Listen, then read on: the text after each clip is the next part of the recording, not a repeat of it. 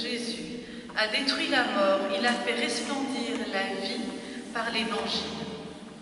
Chante Alléluia au Seigneur. Chante Alléluia au Seigneur. Chante Alléluia. Chante Alléluia. Chante Alléluia au Seigneur. Le Seigneur soit avec vous. Évangile de Jésus-Christ selon saint Marc. En ce temps-là, tandis que Jésus sortait de Jéricho avec ses disciples et une foule nombreuse, le fils de Timée, Bartimée, un aveugle qui mendiait, était assis au bord du chemin. Quand il entendit que c'était Jésus de Nazareth, il se mit à crier « Fils de Dieu, Jésus, prends pitié de moi !» Beaucoup de gens le rabrouaient pour le faire taire, mais il criait de plus belle « Fils de David, prends pitié de moi !» Jésus s'arrête et dit « Appelez-le !» On appelle donc l'aveugle et on lui dit « Confiance, lève-toi, il t'appelle !» L'aveugle jeta son manteau, bondit et courut vers Jésus. Prenant la parole, Jésus lui dit « Que veux-tu que je fasse pour toi ?» L'aveugle lui dit « Rabouni, que je retrouve la vue. » Et Jésus lui dit « Va, ta foi t'a sauvé. » Aussitôt l'homme retrouva la vue et il suivait Jésus sur le chemin. Acclamons la parole de Dieu.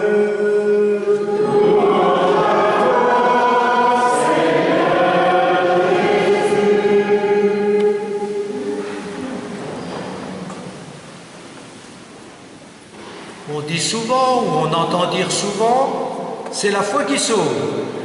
Eh bien aujourd'hui, on a une illustration de cette parole, puisque Bartimée est sauvé. Et Jésus lui-même lui dit, ta foi t'a sauvé.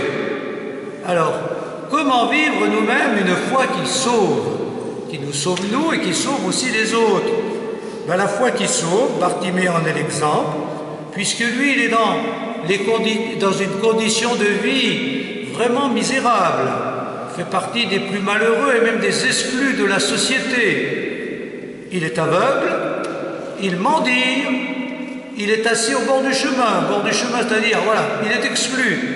Et voilà que cet homme qui vit cette misère humaine, à la fin, lui qui est au bord du chemin, suit Jésus sur le chemin. Donc, il devient un disciple de Jésus et il marche sur le chemin. Alors, suivons son parcours pour que, comme lui, nous puissions vivre une foi qui sauve. La première chose qu'on voit chez Bartimée, il entendit que c'était Jésus de Nazareth. Ben voilà, la foi qui sauve, c'est la foi qui entend Jésus. Qui entend Jésus quand on ouvre l'Évangile, qui entend Jésus quand on écoute notre conscience, qui entend Jésus quand il parle par les autres, par l'Église ou par des témoins de la foi. Et aujourd'hui, comme c'est le dimanche des missions, nous sommes tous appelés à être des témoins de la foi, où nous pouvons tous remercier Dieu pour tous les témoins de la foi que nous avons rencontrés. Et puis nous prions pour que l'Église témoigne vraiment de sa foi dans le monde entier. Donc, entendons Jésus. Cherchons à l'entendre, à l'écouter, à l'entendre, pour avoir une foi qui sauve. Et puis bien sûr, la deuxième chose qui est vraiment remarquable dans cet évangile, il se mit à crier, « Fils de David, aie pitié de moi !» Et il criait de plus belle. La foi qui sauve, c'est pas seulement la foi qui prie, c'est la foi qui crie, c'est-à-dire qui insiste, qui dit vraiment la douleur, notre douleur à nous, la douleur du monde. En ce moment, il faut vraiment crier pour l'Église bien malmenée. Après la révélation de tous ces abus dans l'Église, prions pour notre Église. Comment peut-elle annoncer l'Évangile quand elle vit de telles situations, quand on dénonce de tels abus? Ben oui, il faut y croire. Prions pour l'Église. La foi qui sauve, c'est la foi qui crie, qui supplie et qui insiste. Et le Bartimée, il insiste, puisque quand on le rabroue, eh bien, il crie de plus belle. Mais ces cris que nous devons adresser à Dieu, ben, ce ne sont pas seulement des cris de détresse, des appels au secours, c'est aussi des cris de joie, parce que la première lecture disait bien « Poussez des cris de joie pour Jacob ». Quand on lit les psaumes, on voit que les psaumes sont un ensemble de cris de joie ou de cris de douleur. Eh bien, il faut vivre tout cela nous-mêmes pour vraiment être sauvés par notre foi. Et puis ce Bartimée nous donne l'exemple du courage. La foi qui sauve, c'est la foi courageuse. La foi qui s'affirme, même quand elle rencontre l'opposition. Les gens rabrouent Bartimée, c'est pas pour ça qu'il se tait. Eh bien nous chrétiens, on a plein de difficultés pour témoigner de notre foi, ou même pour la faire accepter. Des fois même on n'ose pas en parler, ou on n'ose pas la montrer. Ben, c'est pas ça qu'il faut pour être sauvé. Il faut avoir le courage de montrer notre foi, de la dire, de montrer tout ce qu'elle nous apporte. Même si on n'est pas écouté, même si on est rabroué ou mis de côté, ayons une foi courageuse.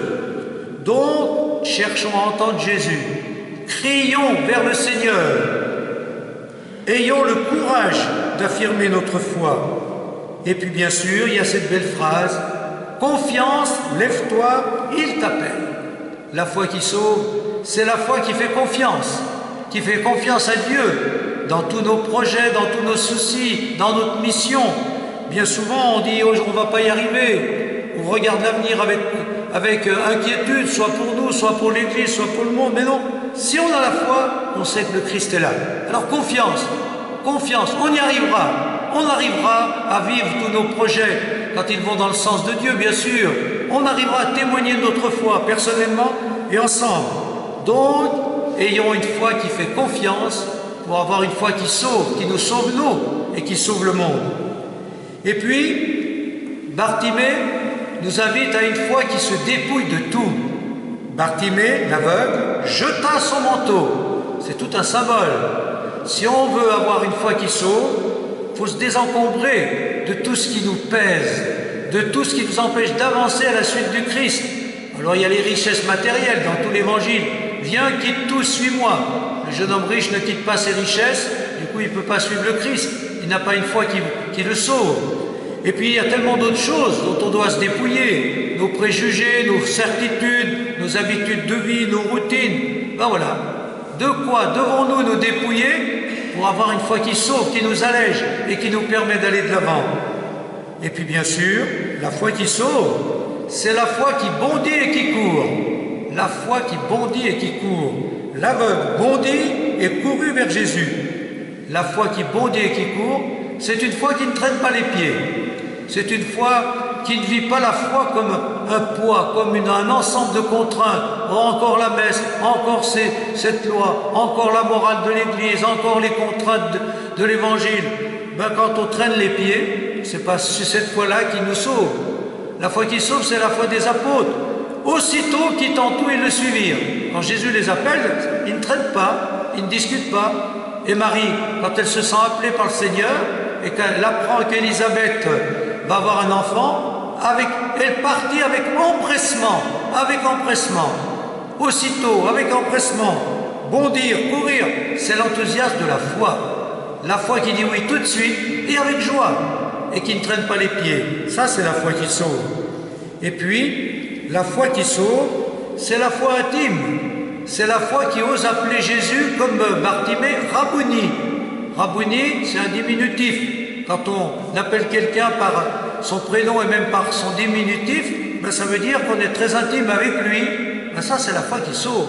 La foi qui croit que Jésus est un ami intérieur, qu'on peut avoir avec lui beaucoup d'intimité. Et quand on ose parler au Seigneur avec cette intimité, ben voilà, on a un ami intérieur, il est là, donc il nous sauve par sa présence amicale, fraternelle et intime.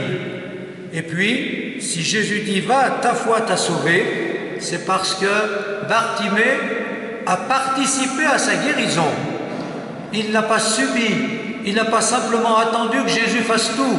Ben, on a vu toute cette démarche, toute cette dynamique. ce courage, il court, il bondit, il ose s'affirmer. Mais en même temps, Jésus lui dit, que veux-tu que je fasse pour toi? Comme si Jésus ne le savait pas. Mais c'est souvent que Jésus dit à ceux qu'il veut guérir, que veux-tu que je fasse pour toi? Ben, quand on est aveugle, ou quand on est sourd ou muet, ou quand on a bien envie d'être guéri, c'est évident.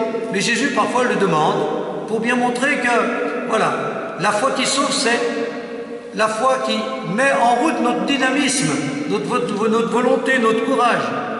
La foi qui sauve, c'est la foi qui comprend bien cette phrase qu'on dit souvent, « Aide-toi, le ciel t'aidera ». La foi qui sauve, c'est aller. Je fais tout pour être guéri, pour être sauvé, mais c'est le Seigneur qui va me sauver, parce qu'on est ensemble. Si je ne fais rien, Dieu ne va rien faire. Voilà. Donc, la foi qui sauve, c'est bien la foi de Bartimée, qui participe à sa propre guérison, au point que le Seigneur lui dit bien, c'est pas moi qui t'ai guéri, c'est ta foi qui t'a guéri, c'est ta foi qui t'a sauvé. Ben voilà, c'est cette foi-là qu'on doit avoir. Alors, suivons l'exemple de Bartimée, pour avoir une foi qui sauve, et prions pour que, en ce dimanche d'émission, pour que la foi des chrétiens soit vraiment une foi qui sauve tous les hommes. Amen.